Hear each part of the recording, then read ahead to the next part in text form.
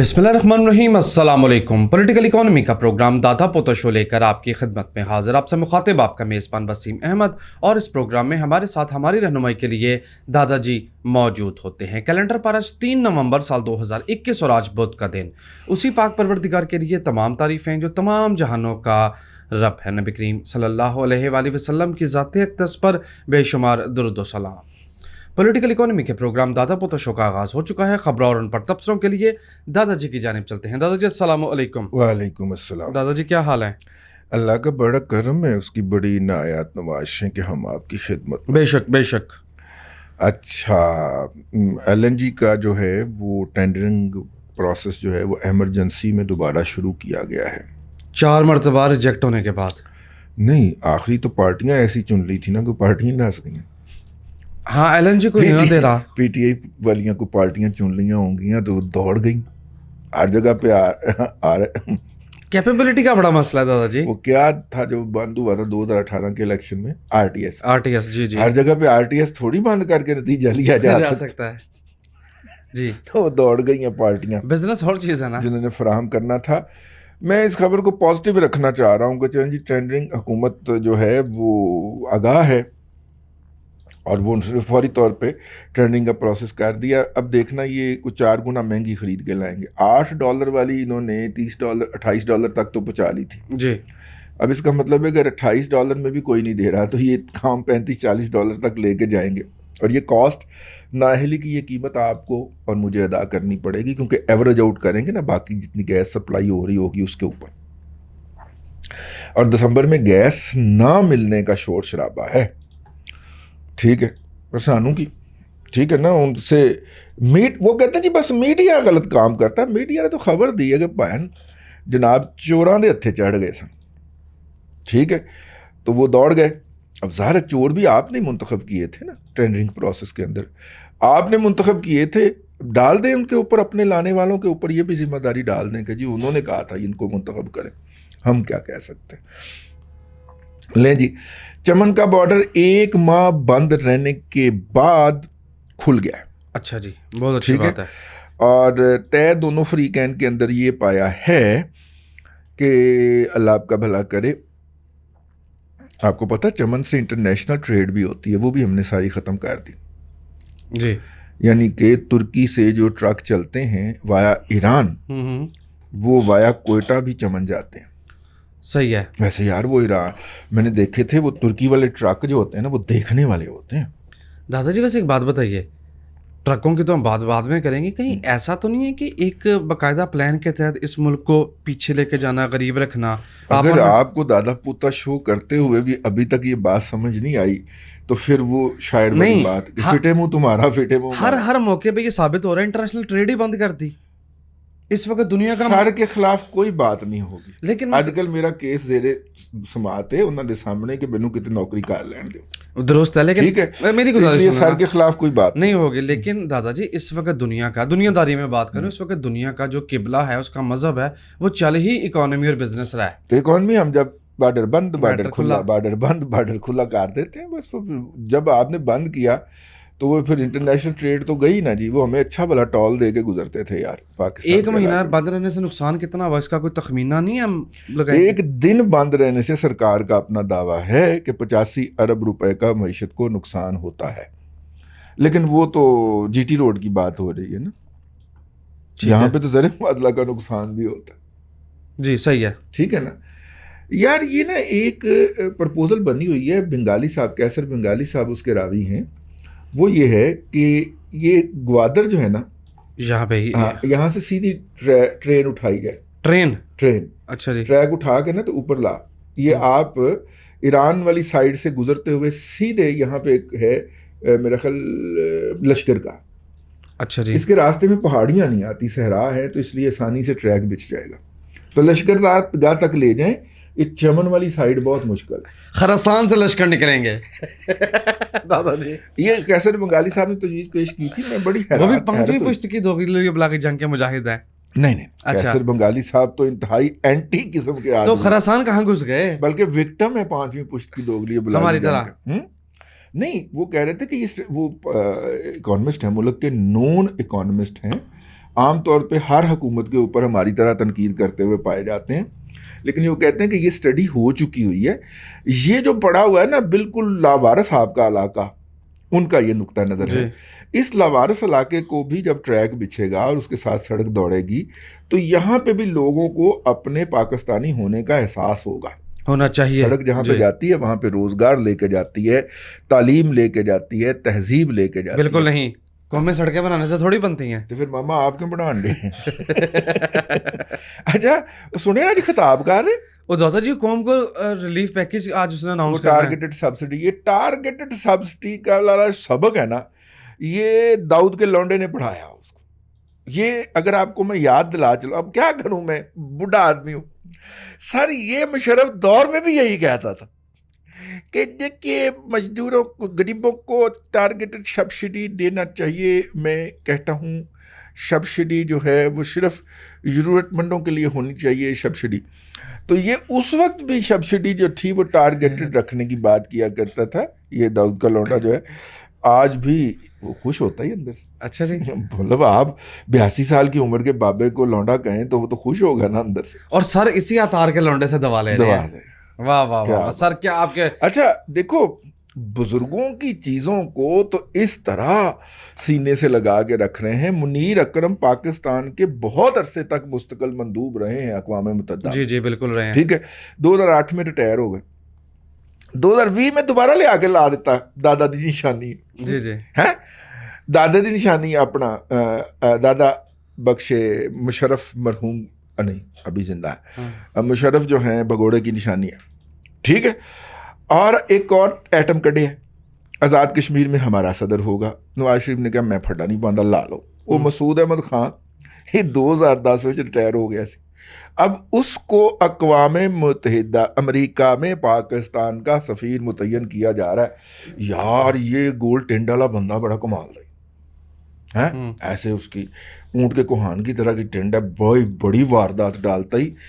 इसके साथ जो कॉम्पिटेंट लोग थे जिन्होंने दफ्तर खारजा के अंदर बड़े बड़े काम किए हुए थे वो रह गए, और उन्होंने सर चौथे गेट से जाके ना अपने आप को आज़ाद कश्मीर का सदर लगवा लिया। अब आज़ाद कश्मीर की सदारत की मुद्दत ख़त्म होने लगी है तो अब अमेरिका में सफ़ीर बन के टुर जाएगा। वैसे यार एक सफ़ीर है, एक मुस्तकिल मंदूब है, एक जो है अल्लाह आपका भला करे, क्या नाम है उसका, ख़ुसूसी गश्ती सफ़ीर, शायद तर्जुमा नहीं दादा जी नहीं एक गश्ती सफ़ीर है यो जहांगीर सिद्दीकी दा मुंडा है। जी जी अपना मीर शकील रहमान के दामाद का बड़ा भाई। ठीक है, वो गश्ती सफ़ीर है अमेरिका के अंदर। ठीक, और ये सारा अरेंजमेंट भला किस लिए था जी? ये सारा अरेंजमेंट था उसके लिए, ट्रंप को काबू करने के लिए, और अभी तक उसको डी नोटिफाई नहीं किया। अब ट्रंप हारे भी इतनी मुद्दत हो गई है, वो इनसे फ़ोन कॉल नहीं आनी, मसूद अहमद खान से भी नहीं आनी। उसको पता ही नहीं है नए डायनामिक्स जो पैदा हो गए हैं अपना सफारतकारी के, उसका। खैर आगे चलते हैं। एक तुम्हें दिलचस्प बात बताऊं जी, अमेरिका में जो पाकिस्तान का सफ़ीर था उस वक्त, उसने पूरा जोर लगा दिया था कि नवाज शरीफ साहब जो हैं वो हिलरी क्लिंटन को जी मुबारकबाद का खत लिख दे इलेक्शन से पहले। क्या इलेक्शन से पहले? इलेक्शन से पहले। और जब ये इस बात की भिनक पड़ी ना मलिहा लोधी को, उन्होंने क्या मियाँ साहब इलेक्शन हारन डे जे कितने लिखना पैना, वरना मियाँ साहब भी तले गए सन। सही, ठीक है, अगर मियाँ साहब एम्बेसडर के ऊपर वो खत लिख मारते उसको, हैं welcome Congress, welcome to the White House लिख देते उसको, तो आगे ट्रंपू ने वो तबाही फेरनी सी पाकिस्तान दी। और जो हमाकत उस वक्त सफ़ीर के कहने पे करने लगे थे मियाँ साहब, मियाँ मोहम्मद नवाज शरीफ साहब, और मलिया लोधी ने बचा लिया था कि मियाँ साहब ऐना करना है, हार अंडे ही इन्हें हार जाना। तो मतलब कि वो पूछा गया कि क्यों हारेगी। उसने कहा आप शहरों को जहाँ पे मीडिया फोकस किए हुए उसको ना लें, आप शहर से बाहर निकल जाओ, और नहीं तो वाशिंगटन से 20 किलोमीटर बाहर चले जाओ, आपको हर तरफ ट्रंप नज़र आएगा, ये इलेक्शन ट्रंप ने जीत जाना है। यार देखो, जर्नलिस्टिक बैकग्राउंड से आई थी वो खातून, तो डॉक्टर मलिया लोधी जो हैं उनको इतना तो क्रेडिट देना चाहिए। हाँ, उसने नहीं हमाकत करने दी। सेंस अच्छी थी। सेम हमाकत ट्रंप दी वारी करवा गए, हमारा वहां का सफारत खाना सेम हमाकत करवा गया और डट के की हमने जनाब ट्रंप की इलेक्शन मुहिम चलवा दी पकड़। दादाजी पहले अच्छा, ट्रंप की इलेक्शन मुहिम इंडिया ने भी चलवाई, लेकिन वो अब्बा हजूर की तरह पतली गली से पीछे से निकल गए। अब वो सबसे बड़े ट्रंप बाइडन के भाई होते हैं, और ए जड़े सड़ना ये फड़े गए ईमान से। वहाँ पे जो मौजूद सफीर है उसको 99 मारें और गिनती भूल जाए, फिर यकम से शुरू, फिर पहली से शुरू करें। पहले हिलरी और फिर ट्रंप। दादाजी हमने हमेशा दोनों मामलात के अंदर हमारा सफारत खाना गलत था जी, हारे हुए घोड़े पे ही लगाए वैसे। लेकिन सफारत खाना जो है वहां पे, मैं दोबारा ये बात क्लियर कर दूं, मैं कैरियर डिप्लोमेट की बात नहीं कर रहा। कैरियर डिप्लोमेट इस तरह की हमाकत नहीं करने देता। ये वो जो बाहर से हम इंडक्ट करके लाते हैं ना, कोई रिटायर साहब, पैराशूटर्स, हाँ, है? ये इस तरह की अहमकाना हरकतें वो करते हैं। मुझे याद है ब्रुनाई के दौरे पे गए तो वहाँ पे एक रिटायर जर्नैल साहब जो थे वो एम्बेसडर लगे थे। ब्रुनाई में ब्रुनाई और श्रीलंका दो ऐसी जगह हैं कि जिसको रिटायर जर्नैल साहिबान अपनी माँ का दूध समझ, मतलब शीरे मादर, या उर्दू में तर्जमा किया, शीरे मादर समझते हैं कि ये हमारा हक है, ठीक है। तो वो सर, उन जर्नैल साहब ने वो बातें कही हमें ब्रीफिंग के अंदर। अब तो खैर 30 साल हो गए, लेकिन फिर भी अमानत है। लेकिन इतनी मायूसी हुई कि हम जो डेलीगेशन के लोग थे वो आपस में कह रहे थे कि यार ए जरनैल किवें बने आन। वो तो अल्लाह खुश रखे अपने ग्वाल मंडी वाले साहब जो हैं, जेड़े रोजाना बेइज्जत होंदे ने सारे यहाँ तो बेइज्जत। यार नहीं, वो जनरल साहब जो हैं, जनरल साहब रोजाना बेइज्जत हो रहे होंदे ने मीडिया दे उत्ते। एक तो जनरल गुलाम जवान है ना, गुलाम मुस्तफा बेइज्जत नहीं होते जी, देख ला, वो कभी बेइज्जत नहीं होंगे, वो माकूल बात करते हैं, ठीक है ना।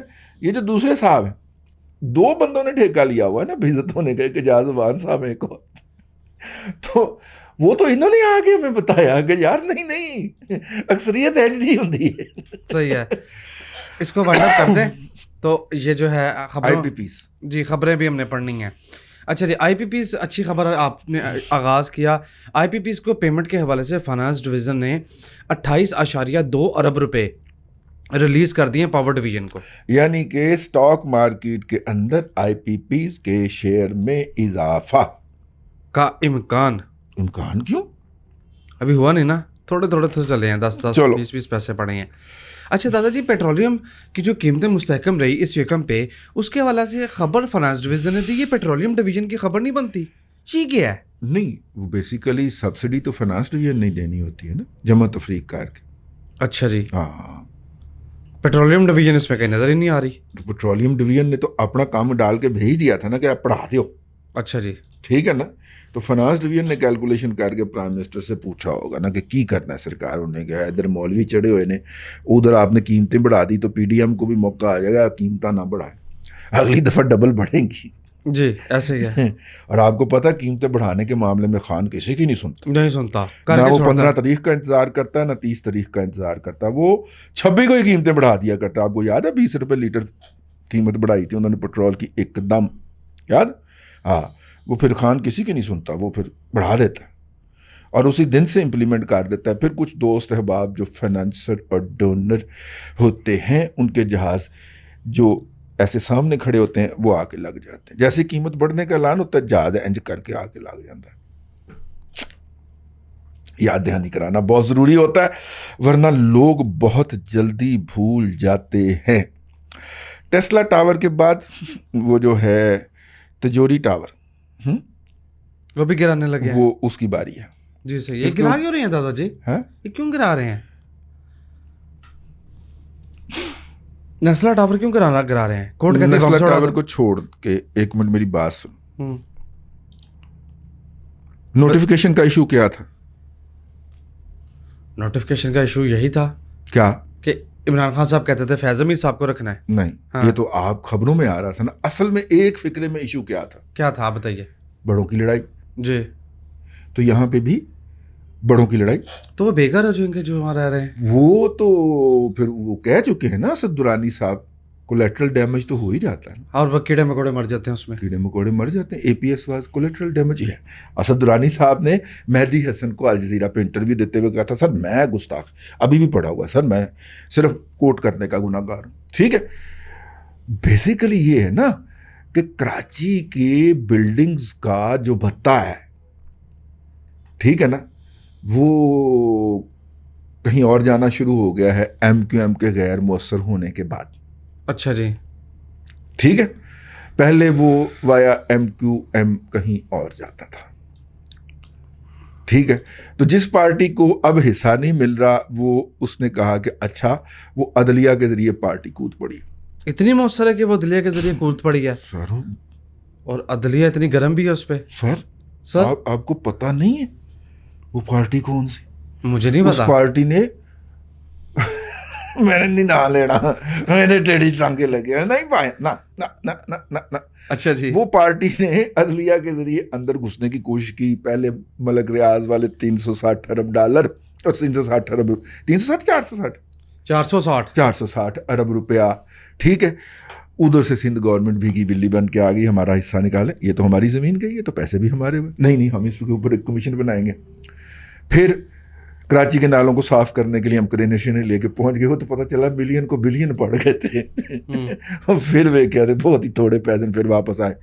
ठीक है, अब ये वाले जो प्लाजे हैं इनका भत्ता किसी और को गया हुआ है, तो हमें नहीं आया जी। ठीक है, तो हमें नहीं आया तो फिर अदलिया के जरिए गिरवा दे, बस इतनी सी बात है। बड़ों की लड़ाई हो रही है आपस में। ठीक है, इसके बाद कुछ 400-450 बिल्डिंगें हैं। अच्छा जी, सारी गिरा देंगे? जो जो लाइनअप की हुई हैं कि भाई नहीं गया ना, जरदारी साहब जब से सदारत से हटे हैं तब से लेके अब तक जो है ये जितनी भी रिकवरी है ये उनको नहीं ना मिली। माही आवेगा मैं फुल्ला नाल धरती सजावांगी। अब तो माही के जाने का टाइम आ गया। नहीं पाया इजाज, यार इजाज होवे ते नूर जहां दा गाना ना आवे। हाँ, जाहिर है जिथे इजाज साहब दा नाम आंदा है उथे नूर जहां दा गाना भी आंदा। ठीक है ना, तो इजाज चौधरी का ना आया तो नूर जहां दा गाना, ते उन्होंने कहा मैं साथ रिजवी आएगा तो मैं फुल्ला ना गुलदस्ता लेके जाऊँ। मैंने वीलॉग किया, उसके ऊपर बड़ा शुगर लगाया। ठीक है, तो इजाज चौधरी साहब जो है ना, उन्होंने फिर ये जब वो गुलदस्ता लेके जा रहे होंगे तो बैकग्राउंड में गाना लगा हुआ होगा नूर जहां का, माही आवेगा मैं फुल्ला नाल धरती। और मैं ये जरूर कहूंगा कि ये इजाज है हुस्ने आवारगी का। ये दादाजी ये इजाज है, ये इजाज है हुस्ने आवारगी का। अच्छा जी, जहां भी गए दास्तान छोड़ा। पीएसओ के हवाले से खबर आई है दादाजी, सर्कुलर डेट नहीं कंट्रोल हो पा रहा, नहीं होना पीएसओ का टोटल कौमी सरकार उसके पैसे दे 380.4 बिलियन तक first time in the history पहुंच गया, क्योंकि इस हुकूमत में हर काम पहली मरतबा ही हो रहा है। जी दादाजी, यार मेरा जीन जहां तक साथ देता है, इस हुकूमत के आने के बाद 380 अरब रुपए पे पहली मरतबा पहुंचा होगा, क्योंकि यार 400 तो डाट साहब के दौर में था पीएसओ का डेट। ठीक है, मेरी याददाश्त अभी इतनी नहीं हुई। ठीक है, पैसे भी तो कमाए ना? नहीं कमाए तो हैं, लेकिन 400 अरब रुपया उसका डेट 100 रुपए के डॉलर पे था मेरी जान। ठीक है भाई, पेट्रोल तो हम इंटरनेशनल प्राइस पे खरीदते हैं ना, तो ये 380 अरब रुपया पहली दफा तारीख में नहीं होगा, इस हुकूमत के आने के बाद 380 रुपया होगा।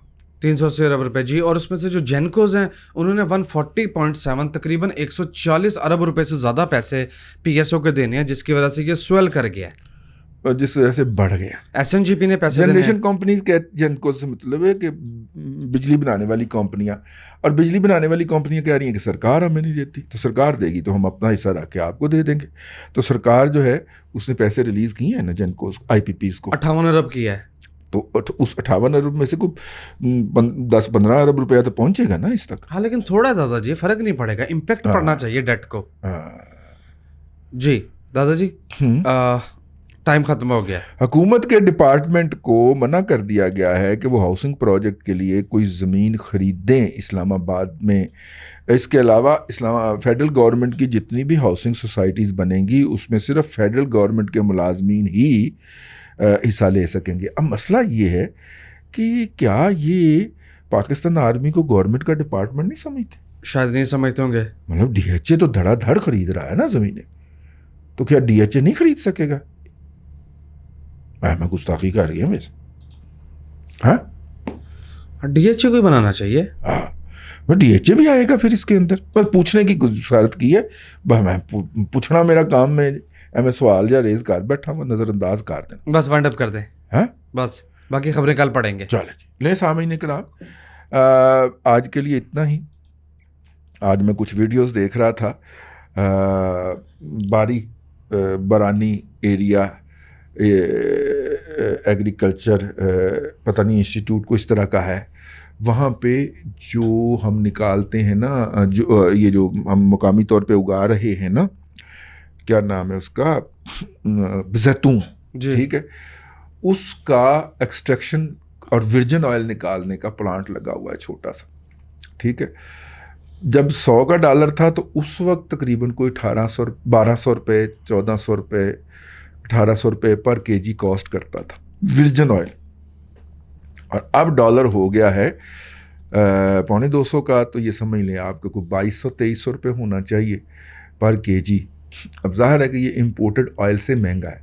वर्जिन ऑयल दुनिया भर के अंदर महंगा होता है।